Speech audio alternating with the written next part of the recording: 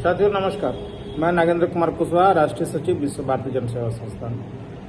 साथियों, जैसा कि आप सभी को पता है कि विश्व भारती जन सेवा संस्थान एनजीओ हमारा पूरे देश के 13 करोड़ सहारा के जमाकर्ताओं की लड़ाई लड़ रहा है और वह लड़ाई सड़क से लेकर सदन तक और सदन से लेकर के माननीय न्यायालय तक सभी जगह लड़ाई लड़ रहा है और चारों तरफ से सहारा इंडिया को घेर करके बाध्य कर रहा है कि देश के 13 करोड़ लोगों को भुगतान आपको देना ही पड़ेगा।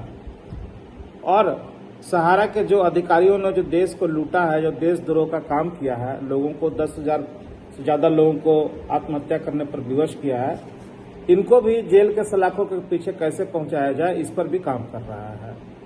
जो अभी वर्तमान की जो परिस्थिति बनी है उस पर आज विश्व भारती जन सेवा संस्थान की ओर से महामहिम राष्ट्रपति महोदय जी, माननीय प्रधानमंत्री जी, माननीय सहकारिता मंत्री जी, माननीय वित्त मंत्री महोदय जी, माननीय मुख्यमंत्री महोदय जी उत्तर प्रदेश, माननीय मुख्यमंत्री महोदय जी बिहार प्रदेश, माननीय मुख्यमंत्री महोदय जी मध्य प्रदेश, माननीय मुख्यमंत्री महोदय जी राजस्थान, माननीय मुख्यमंत्री महोदय जी महाराष्ट्र, माननीय मुख्यमंत्री महोदय जी उड़ीसा, माननीय राहुल गांधी जी नेता प्रतिपक्ष लोकसभा, इतने लोगों को आज संस्थान की ओर से पत्र भेजे जा रहे हैं, जिसमें संक्षिप्त में मैं बता देता हूं कि क्या क्या मुद्दे लिए गए हैं।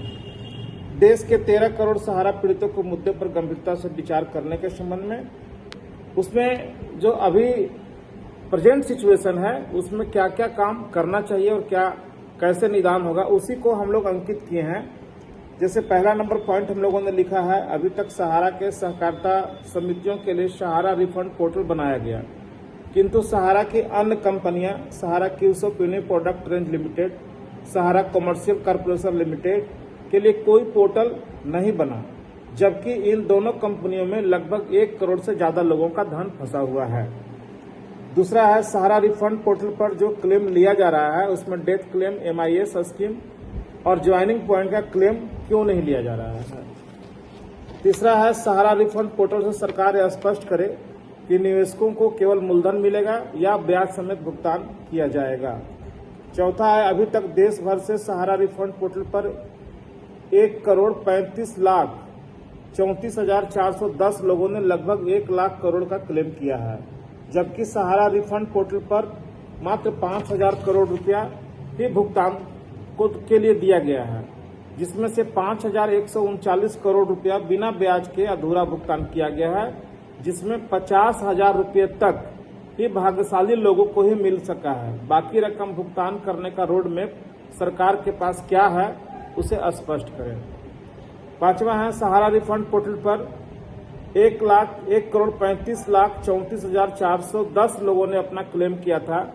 क्लेम करने वाले 99% लोगों का क्लेम विभिन्न तरह का कमियां दिखाकर यह कहते हुए खारिज कर दिया गया है कि आपका डाटा सहारा इंडिया के डाटा से मिलान नहीं हो पा रहा है। उन्हें 99% लोगों को क्या जाली सर्टिफिकेट सहारा के द्वारा दिया गया, जो उन्हें भुगतान से वंचित कर दिया गया है। छठा है, सेंट्रल कोऑपरेटिव रजिस्ट्रार से संपर्क करने पर कहा जाता है कि सहारा इंडिया डाटा नहीं दे रहा है, जिसके कारण लोगों का क्लेम रिजेक्ट किया जा रहा है। अगर Sahara India data central cooperative registrar को नहीं दे रहा है तो सहकारिता मंत्रालय सहारा इंडिया पर कार्रवाई क्यों नहीं कर रहा है। और सातवां है, सहारा इंडिया ने दिल्ली उच्च न्यायालय में स्वीकार किया है कि सहारा के सोसाइटियों का 62,500 करोड़ रुपया सहारा की real estate company MB valley में निवेश कर दिया गया है, तो MB वैली को नीलाम कर निवेशकों का धन वापस क्यों नहीं किया जा रहा है। और आठवां है, सहारा इंडिया निवेशकों की गाढ़ी रकम से देश भर में जमीनें खरीदा गया था, उसे बाजार भाव से कम राशि में क्यों बेचा जा रहा है और बिक्री की गई राशि को माननीय सुप्रीम कोर्ट के आदेशानुसार सहारा सेबी के एस्क्रो खाते में जमा नहीं कर रहा है, इसकी संपूर्ण जांच की जाए। नौवां है, भोपाल में भाजपा विधायक श्री संजय पाठक ने सहारा की 1,000 करोड़ रुपए का जमीन मात्र 90 करोड़ में खरीद लिया। EOW की जांच में यह प्रमाणित भी हो चुका है और सहारा के अधिकारियों के खिलाफ प्राथमिकी भी दर्ज हो चुका है, किंतु भाजपा विधायक श्री संजय पाठक पर कोई कार्रवाई अभी तक क्यों नहीं किया गया। 10वां है, विगत लोकसभा चुनाव में और झारखंड विधानसभा के चुनाव में सहकारिता मंत्री श्री अमित शाह ने सभी जमाकर्ताओं को पोर्टल पर क्लेम करने के बाद पाई पाई भुगतान करने को कहा था। क्या यह वादा सहकारिता मंत्री श्री अमित शाह ने पूरा किया? और अंतिम जो सबसे महत्वपूर्ण बिंदु है, सहारा प्रमुख दिवंगत सुब्रत राय के सुपुत्र सीमांतो राय और सुशांतो राय देश छोड़कर विदेशी नागरिकता ले चुके हैं और पता चला है कि देश भर में सहारा की जमीनों को औने पौने दामों में बेचवाकर विभिन्न स्रोतों के माध्यम से विदेश पैसा ट्रांसफर कर रहे हैं। इन दोनों पर कई राज्यों में प्राथमिकी दर्ज हो चुका है और कई राज्यों ने इन पर वारंट भी जारी कर दिया है। क्या इन्हें विदेश से भारत वापस लाने पर केंद्र सरकार कोई विचार कर रही है? क्या इन्हें भारत लाया जाएगा या जैसे अन्य लोगों को वर्तमान एनडीए की सरकार ने देश के बाहर निकाल दिया? कई ऐसे चेहरे हैं, चाहे माननीय विजय माल्या जी हों या नीरव मोदी हों, जो देश के धन को लूट करके आज विदेशों में ऐश कर रहे हैं। इसी प्रकार इन दोनों को भी विदेश में ही छोड़ दिया जाएगा। ये सारे सवालों को लेकर के आज हम लोग ये सारा पत्र हम लोग डिस्पैच कर रहे हैं और ये केवल पत्र लिख करके ही हम लोग छोड़ने वाले नहीं हैं। ये पत्र जैसे ही रिसीविंग हो जाएगा और उसका जवाब हम लोगों को नहीं आएगा तो इस सभी लोगों को हम लोग आरटीआई के माध्यम से जवाब तलब भी करेंगे और उस जवाब को हम लोग माननीय सुप्रीम कोर्ट में, हाई कोर्ट में, सब जगह जाकर के लगाएंगे। जवाब नहीं भी देते हैं तो भी इस पत्र को हम लोग माननीय न्यायालय में रखेंगे कि आखिर इस देश की सरकार किसके लिए है। क्या देश के 13 करोड़ सहारा के जमाकर्ता और उनके परिवार को मिला दे तो आधी आबादी मतलब 50 लाख से ज्यादा लोग क्या इस देश के वासी हैं कि नहीं है? क्या उनको उनका न्याय मिलना चाहिए कि नहीं मिलना चाहिए? इन तमाम बातों को लेकर के जहां विभिन्न न्यायालय में हम लोग गए हैं वहां भी इसको हम लोग रखने का काम करेंगे। इसी क्रम में एक तरफ लीगल में तो हम लोग बहुत तेजी के साथ आगे बढ़ रहे हैं। माननीय सुप्रीम कोर्ट में, कई लोअर कोर्ट में, उच्च न्यायालय में, सीआईडी में, कई जगह हम लोग एफआईआर, कहीं रीट, कहीं और कुछ याचिका हम लोग डाल रहे हैं।